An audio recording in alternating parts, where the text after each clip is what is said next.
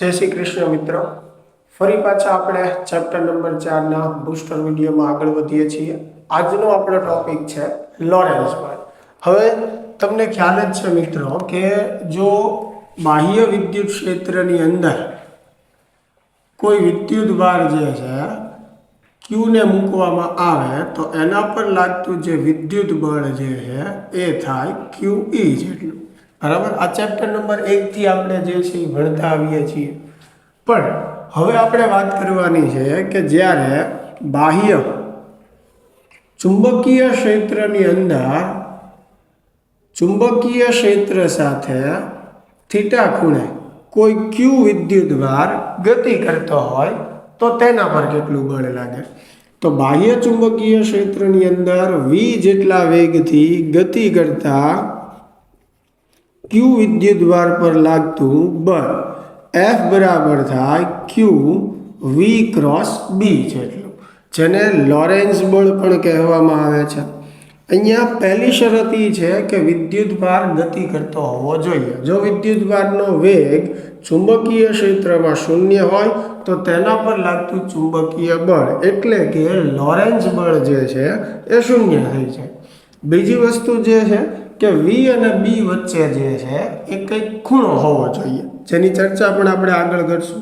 તો આ જે સૂત્ર છે એને લોરેન્ટ્ઝ બળ તરીકે પણ ઓળખવામાં આવે છે, જે ચુંબકીય બળનું સૂત્ર છે।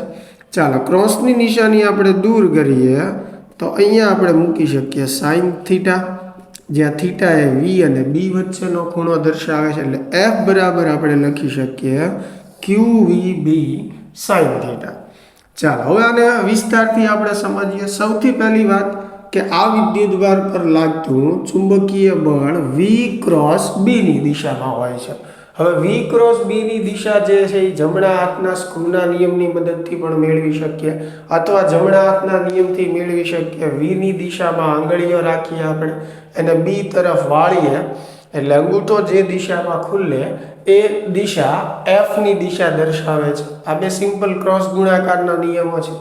બીજી રીતે આપણે સમજવું હોય તો લોરેન્ટ્ઝ બળની દિશા આપણે ફ્લેમિંગના ડાબા હાથના નિયમથી પણ મેળવી શકીએ છીએ। ડાબા હાથને આપણે આવી રીતે 3 આંગળીઓ સ્વરૂપે રાખીએ તો એમાં પ્રથમ આંગળી જે છે એ ચુંબકીય ક્ષેત્રની દિશામાં રાખવાની, બીજી મોટી આંગળી જે છે એ આપણે વેગની દિશામાં રાખવાની। तो अंगूठो जे तरफ रहेशे ए दिशा जे छे ए बळनी दिशा दर्शावे छे।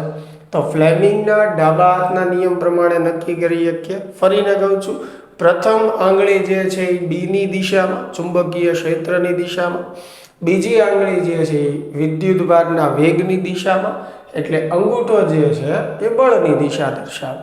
જમણા હાથના હથેળીના નિયમથી પણ નક્કી કરી શકીએ। बधी ज आंगळीओ जे छे चुंबकीय क्षेत्रनी दिशामां, अंगूठो जे छे वेगनी दिशामां, एटले हथेળી तमारी जे तरफ रहेशे ए दर्शावशे आपणने बळनी दिशा। बराबर क्लियर थाय छे। तो आजे आपणे दिशानी वात करी ए धन विद्युत भार माटे छे। जो विद्युत भार ऋण होय तो एनी दिशा एक्जेक्ट विरोधी दिशा आवशे।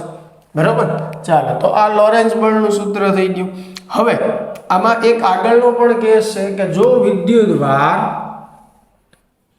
विद्युत क्षेत्र अने चुंबकीय क्षेत्र बंनेमां गति करता होय, एटले के अहींया बे क्षेत्रो छे, चुंबकीय क्षेत्र पण छे अने विद्युत क्षेत्र पण छे, अने एनी अंदर कोई Q विद्युत भार V जेटला वेगथी गति करे छे तो आनी पर बे बळ लागशे, एटले के आ विद्युत भार बे बळ अनुभवशे।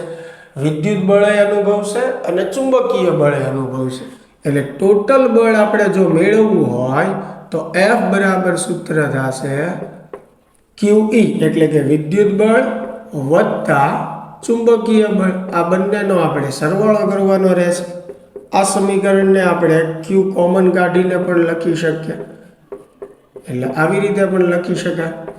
તો આ જે સૂત્ર આપણને મળે છે એ પણ લોરેન્ટ્ઝ બળનું જ સૂત્ર કહેવાય આને।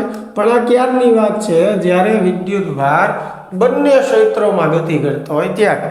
આ પણ લોરેન્ટ્ઝ બળ જ છે, પણ ક્યારે? તો કે જ્યારે માત્ર ચુંબકીય ક્ષેત્રમાં વિદ્યુત ભાર ગતિ કરતો હોય ત્યારે। બરાબર, આ એમસીક્યુમાં સૂત્ર ઘણીવાર પૂછાઈ ગયેલું છે અને ફેરવીને અલગ અલગ રીતે ઓપ્શનમાં લખવામાં આવે છે. જેમ કે અહીંયા વી ક્રોસ બી છે તો એને બી ક્રોસ વી લખું તો બહાર માઇનસ આવી જશે. તો આવી રીતે પણ આપણે આને લખી શકીએ છીએ. બરાબર, ચાલો હવે આ જે બળ છે માત્ર ચુંબકીય ક્ષેત્રના કેસમાં એની આપણે ચર્ચા કરીએ તો અહીંયા થીટા વી અને બી વચ્ચેનો ખૂણો છે.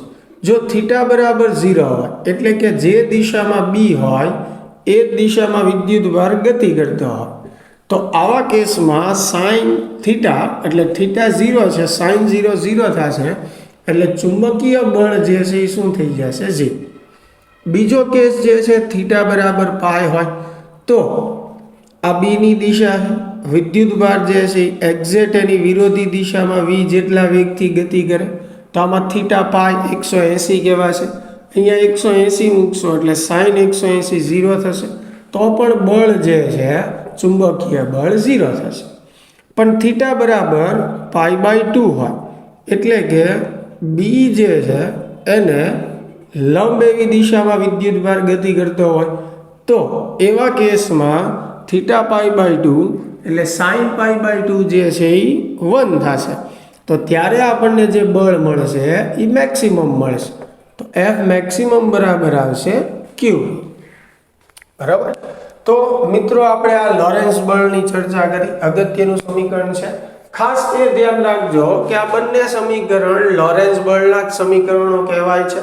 પણ આ માત્ર ક્યારે વાત છે કે જ્યારે ચુંબકીય ક્ષેત્રની અંદર વિદ્યુતભાર ગતિ કરતો હોય. આ ક્યારની વાત છે? જ્યારે વિદ્યુત ક્ષેત્ર અને ચુંબકીય ક્ષેત્ર બંનેમાં વિદ્યુતભાર ગતિ કરતા હોય. એટલે બંને પણ સૂત્ર લોરેન્સ બળના છે. તો આશા છે કે આ વ્યવસ્થિત તમને સમજાણું હશે. મળીએ હવે નેક્સ્ટ લેક્ચરમાં.